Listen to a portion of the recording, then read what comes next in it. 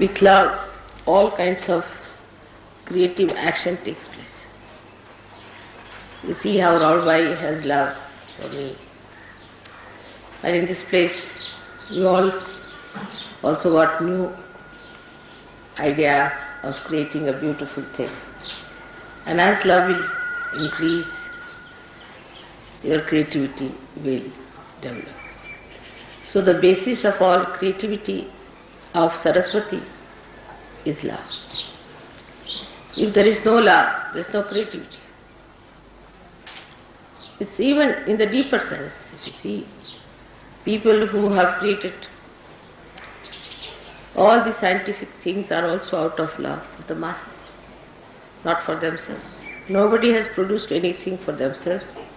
If they make something for themselves, it has to become for universal use, otherwise it has no meaning. Even if you say atom bomb and all these things are created from science, they are also very protective. If they had not created those, people would not have taken out their minds from war. Now nobody can think of having a big war. Of course they are having cold wars, but that also will gradually stop when they will be fed up of it. So all the activity on the right hand side of Saraswati basically has to end up in love, starts with love and ends up in love. Whichever does not end up in love coils up and finishes up. It just disappears. So you can see that even matter which is not used for love just finishes up. The basis has to be love. Otherwise all such matter that we create, which has angularity, which is not fitting into the mass media, which is not appealing to the masses. Of course, it takes time. We have seen that it takes time. But it has that tendency always to disappear in the thin air as soon as you find it does not appeal to the masses. Now this love that we talk of, this great love of God we talk of, we know that it for definite through vibrations. People do not have vibrations, but still they can feel the vibrations in a very unconscious way. All the great paintings of the world have vibrations. All the great creative works of the world have vibrations. Only those who have vibrations have been sustained by time. Otherwise all other things are destroyed. There must have been monuments and horrible statues and horrible things that have been created long time back, but were all destroyed by nature and they could not stand the impact of the kala, that is the destructive power of time. So all that is sustaining, all that is nurturing, all that is ennobling comes from this sense of love which is within us, very much developed, but within others also who are not yet realized. Ultimately the whole world has to realize that one has to go to that ultimate love of God, otherwise it has no meaning. Now you have seen in art, people have taken to other methods of appealing to people by using cheap things and very vulgar things, just to make people think that this is art. But this will all disappear. It cannot sustain the impact of the time, as I told you. It cannot, because the time will kill it. All these things have to disappear. And already you can see the result, how things are changing everywhere, even in the West. So there is no need to be so much disappointed with the West and to say that the Western world is a wasteland. It is going to be all right, and it has to be done. Especially it has done a lot of puja of Saraswati, I should say, in the West. Much more that they have done in India, because they have gone to learning, they have tried to find out so many things. But only thing they forgot, that it is a goddess of learning. Everything comes from the goddess, that's what they've forgotten.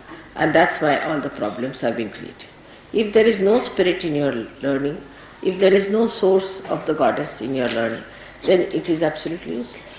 If they had realized that there is the spirit that is working it out, they would not have gone that far. And that's what I was warning the Indians all through, that you are now taking to industrial revolution in a way. And to avoid all the complications of industrial revolution, you must try to know the Spirit. If you do not know the Spirit, you will have the same problems as these people have, because they are also human beings, you are also human beings.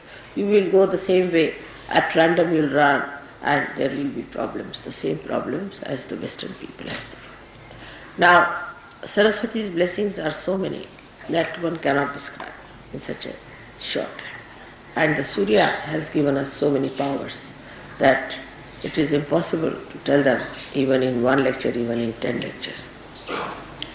But how we go against Surya and how we go against the Saraswati while doing the worship of Saraswati is to be seen very clearly within ourselves. For example, the Western people are very fond of Surya because they have no Surya with them. But they go too far with it, as you know, and create complications within themselves of Surya. But the main thing that one has to achieve through Surya is the light within. Is the light within. And if Surya Chakra at the Agya level is occupied by Lord Jesus Christ, then it is even more essential that the purity of life, what we call niti, is the morality of life. The morality itself has become very much sort of an argument in the West. People don't have any sense of absolute morality. On vibrations, of course, you know. But they have gone all against it. Those who are the worshippers of Jesus, those who are the worshippers of the Surya, of the Saraswati, have all gone against the powers of Surya, just disobeying it. Because you cannot be a Surya if you do not have a proper sense of morality and holiness. The Surya itself brings light. You see everything clearly. So many qualities Surya has got. It dries up everything that is wet, dirty, filthy. It dries up all these places which create parasites. But so many parasites are created in the West. Not only parasites, but there are horrible cuts and horrible things which have come into those countries which is supposed to be full of light. And in that darkness they exist. Darkness about their spirit, darkness about their own knowledge, and darkness about love. These three things have taken over in the places where you are supposed to love light.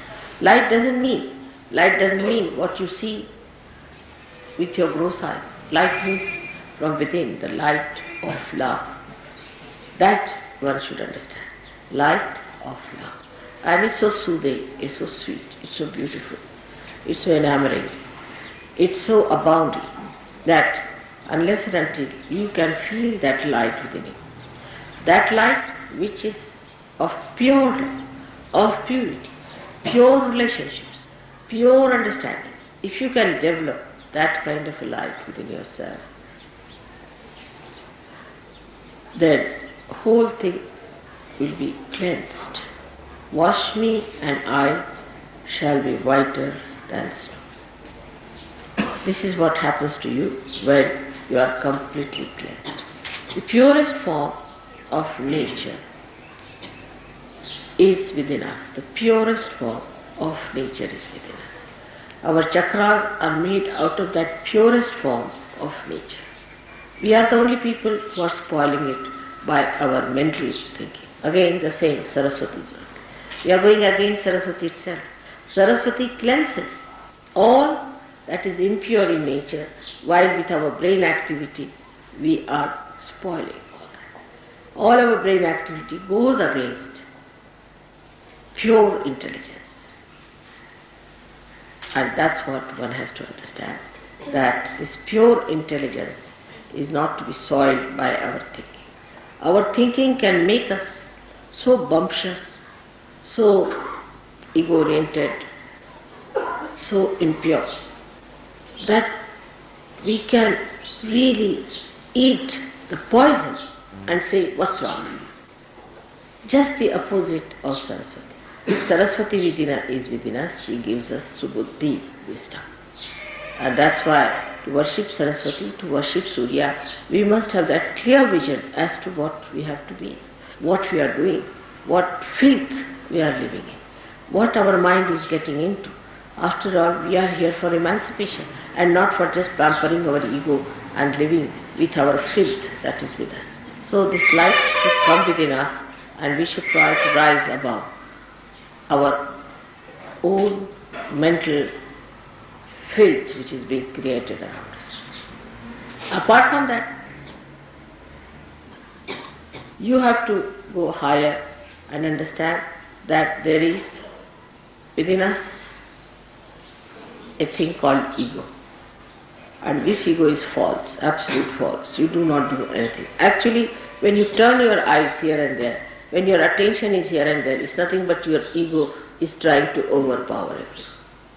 But actually, ego is an absolute falsehood, because there's only one ego, and that is of God Almighty, Mahat Ahankara. There is no really any ego that exists. It's a myth, it's a very big myth. Because if you start thinking, you are doing everything, you are doing this, you are doing that, which you are not doing, then this nonsensical ego comes in and you start working it out. It can project in every direction.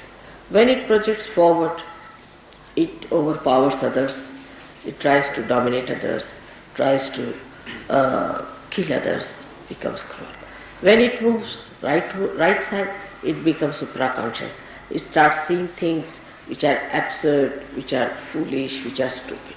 When it moves left side, then it starts talking, seeing things, yourself as a big man, as a big Christ, or as a big Devi, or something. They are Adi Gurus and I am very great personality. That's left side. When it moves backwards, that's the dangerous one. When people become gurus, which are ruining other people. When the ego moves backwards, then they become gurus. They themselves have lots of defects in themselves, and they try to pull people into those horrible stuff, which is described as absolute narka. That's how is the movement of ego on all the sides. Now, when people try to use their right vishuddhi, that is to talk about themselves, is the worst of all. Whatever type of ego you may have, if you start boasting about it and talking about it, that it encircles, thickens the walls of ego so much that it is impossible to penetrate into that, because that such a person is completely satisfied with himself and he believes that he is true. And once he starts believing into a nonsense like that, is an impossibility. It's an impossibility to penetrate. So when you boast about these things or you talk big, be careful. You see, you know what I am, but how many times do I say I am that? Even if I say once, it makes tremendous vibrations for you. But how many times do I say so? At the most, if you say something, I say to him, yes, but I don't say that. If I say it loudly, I don't know what may happen, the whole thing might be blasted with me. So, one has to understand that Mahat Ahankara is the one that acts, that works, that really. Sometimes I shout at you, immediately all the bhoots run away. Just once I shout. Yesterday you saw all the bhoots that were coughing, they all ran. Yesterday just I stopped. So you should understand that now as you are realized souls, you can also do the soul. Use your right vishuddhi to shout at yourself. Now will you please stop boasting? Will you stop talking all this nonsense? Will you stop showing off? Then it will stop. Now this thickening takes place by people who really are active, who want to do something about it. Not that they are not active, they want to do it. But they know only one way is to act through talking. They don't understand that there are inner ways by which you control it much more. Because they don't want to take to that, they take to this talking. And once they take to talking and they talk about it, the whole power flows away. But if they do not talk about it and keep it within themselves, it's all right, you can tell me about your experiences or anything, but if you start telling others, by talking about it too much, then the powers that you have got will be all disappearing gradually. And you will just come down to absolutely lowest level. So one should not too much talk that I have this power, or I see this, or I do this, which is a very wrong thing. I warn you, don't try to show off. You can talk about my powers, it's all right. But don't try to talk about your powers. When it comes, of course, to talk to somebody who is a negative person, or to tell somebody, then you should say that we, not I, we have, some of us have felt this power within us. We have seen people. It may be you only, but you need not say I have. What you have to say, we. Then you become the Mahatahankara. When you say we, yes, some of us, we do. Like in Gregor's book also, I saw to it that he should not have many I's, but he should have we. We think, we do, we. Means the whole collective being, the whole collective organism, living organism of Sahaja. So you should say, yes, some of us have got. That means you put yourself down, but put all others above you. Say, yes, some of us have, I know some people have this. That's the way one should do it. Because if you have to overpower your ego, you must allow it to spread into everybody else. That's how you will make it perfectly alright. Make it spread. We all Sahajogis. We all. But that pride is not there. I have seen that pride is not there. Still it is very individualistic. If you start thinking, we Sahajogis, then what happens? That you become one personality, one organization. But the person will look down upon other people. Will see that this person is low, that person is high, that person is there. But he will not think, we the Sahajogis, how beautiful we are. We, the body of Sahaja, how beautiful we are. So always think in the words of we. So your ego will become much less, much less, much less. And the same ego which looked so funny and absurd will form tomorrow the Ekadashi. Today's individual ego will merge into Ekadashi. But we all must remember to say we all the time. This is what is today's day is great day for us to change, because the sun has changed its mood now. The sun is coming this side. So let us welcome the sun coming to the north now, this way. And for Australians to say that though the sun has gone, let us establish the sun, the domain of sun within ourselves. Because sun never disappears from our inside. So that is how we have to take a mood by which we should think of one personality. All of us together. All of us together. And anybody tries to be something separate or different, he'll drop it. I'll drop him. Whatever it may, it will drop it. So you just don't worry. Anybody who tries to be singled out or anything, everybody must do whatever they like to nurture the whole, to help the whole, to emancipate the whole, but not to in any way put anyone down or less.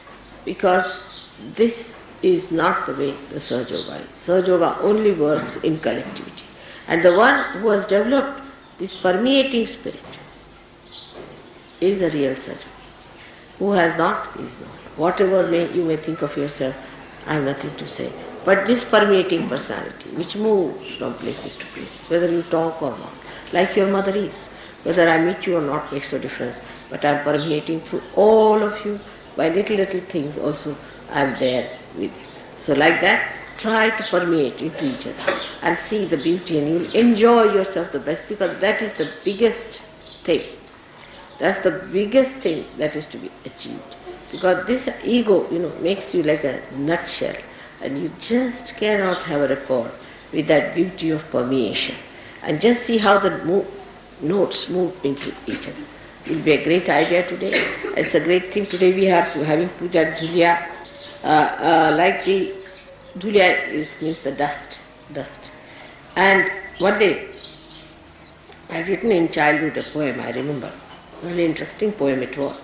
I don't know where it's lost, but we said that I want to be like a dust particle which moves with the wind. It It goes everywhere. Can go sit on the head of a king, or can go and fall at the feet of someone. It can go and sit on a little flower, and it can go and sit everywhere. But I want to be a particle of dust that is fragrant, that is nourishing, that is enlightening. Like that. I had written a very beautiful poem. I must have been about 7 years of age, I remember, to be a dust particle. I remember that very clearly, long time back, that I should be a dust particle so that I'll permeate into people, which is a very big thing to become a dust particle of that kind. To that whatever you touch, you see, that becomes enlivened. Whatever you just feel, that has fragrance. It's such a great thing to be like that. And that was my desire, and it has been achieved. At that young age, I had this idea of becoming a dust particle, and today just while talking to you, I remembered that I wanted to be that, and that is what this place is. And Raulve is like that. She's a very simple woman, and she lives like a very simple person, but she has a sense of permeation. And now there are so many Sahajogis yesterday who came. I'm sure they'll take it up, Sahaja very well. There are lots of Sahajogis from Dhulia now, and I'm sure there are going to be more people. I hope you have met all of them. Make friends with all of them. Try to know them, who they are. They may not know English, so get somebody to translate. Talk to them and be nice to them. Be friendly with them. I want you to meet them for permeation.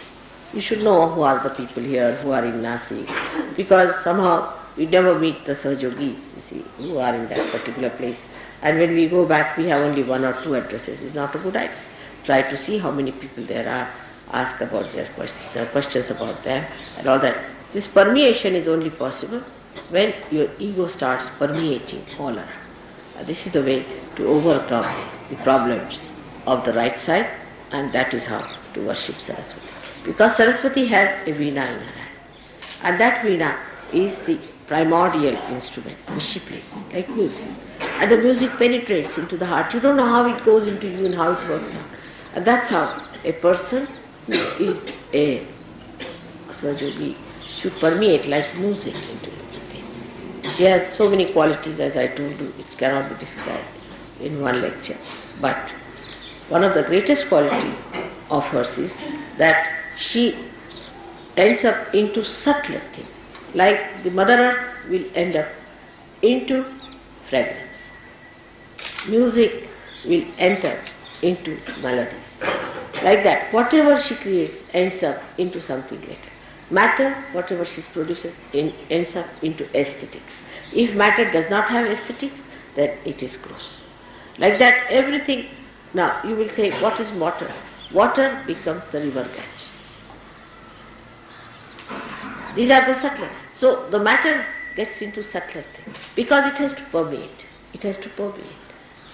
So, everything, whatever it is, and the best of all is the air. That air becomes the vibrations. So, you can see how whatever has come out from this matter, from these 5 elements, becomes that subtle thing. Of course, the left side and right side both work it out, because the love has to work on this, and when love acts on matter, it becomes that. And that is how one has to look at your own lives to make it a beautiful combination of love and matter. May God bless you.